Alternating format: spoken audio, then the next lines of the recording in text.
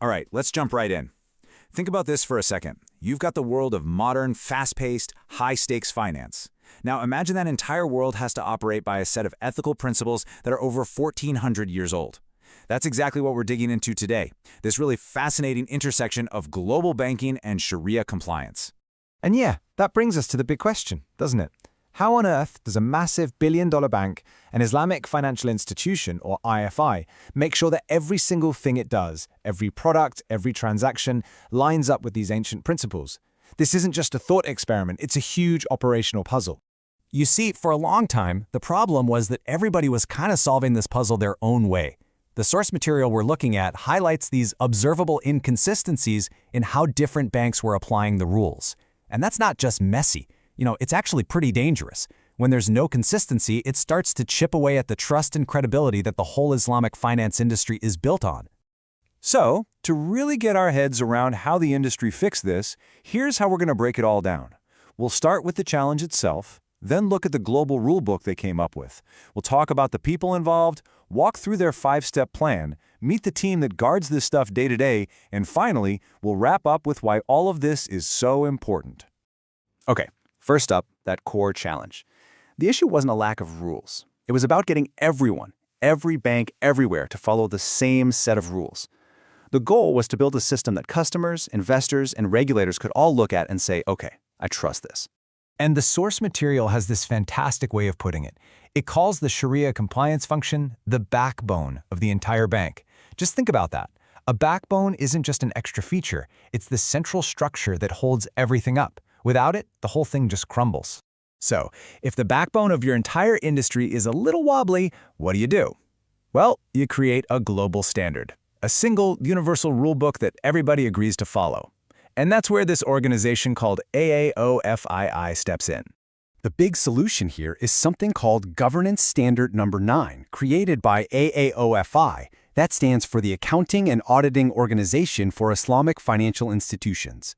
Its whole purpose is to harmonize and standardize compliance. It creates a level playing field, so an IFI in Malaysia is operating with the exact same integrity as one in Dubai. Right, but a rulebook is just paper, isn't it? It's pretty useless if you don't have people to actually enforce it. And this standard is crystal clear. Compliance is not one person's job. It's a shared duty, a responsibility that runs through every single level of the bank. So at the very top, you have the group called those charged with governance. Basically, you can think of this as the board of directors. Their job is to set the tone at the top. They're the ones looking at the big picture and holding management accountable for getting this right. Next level down, you've got management. These are your senior executives, the people running the bank day in and day out. The standard says the primary responsibility is on them. They're the ones who have to actually build, staff, and fund a real working compliance system. The buck really stops with them.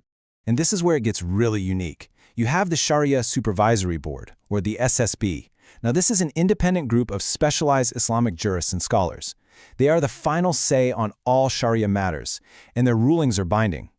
Just pause on that for a second.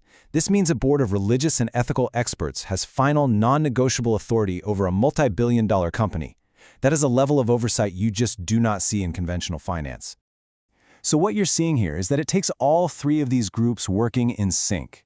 It's all about creating a culture where everyone, from the CEO down to a brand new teller, is committed to these principles, not just ticking a box to follow the letter of the law, but truly embracing its spirit.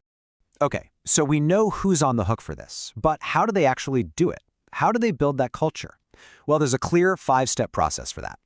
Now, they didn't have to reinvent the wheel here, which was pretty smart. The standard adapts a globally recognized framework for internal controls called the COSO model. This is something major corporations all over the world use, so it immediately gives the process a ton of credibility. This visual here shows you the 5 pillars that hold up the whole structure. And we can break that model down into 5 really straightforward steps. 1, leadership has to set the tone. It has to be clear this is a priority. 2, you spot the risks, figuring out where things could go wrong. 3, you build controls right into your everyday processes. 4, you communicate clearly so everybody knows the rules of the road. And 5, you constantly monitor and review to make sure the whole system is actually working like it's supposed to. And within those controls, there are 2 key types. The main goal is to have proactive controls. Think of these as the fence you build to keep problems out in the first place. That's the day-to-day job. But you also need a safety net, right? Those are the detective controls, things like audits and reviews that act like a security camera to catch anything that might have slipped past the fence. All right, so with that process in mind, let's zoom in even further. Let's talk about the specific team on the ground, the people on the front lines doing this work every single day. These are the daily guardians of compliance. This is the Shari'ah Compliance Department, or SCD. They are a specialized team, technically part of management, and they report right up to the top. So if the whole compliance function is the backbone, you can think of the SCD as the central nervous system, sending out all the signals to make sure every part of the organization is moving correctly. And their job is incredibly hands-on. They have their fingers in just about everything. I mean, they're reviewing new products before they can launch. They're running regular checks on everyday transactions. They're working side by side with the risk department. They're even giving HR guidelines on hiring and training and helping IT build compliance checks directly into the bank's software. So we've gone through the people, the process, and the department.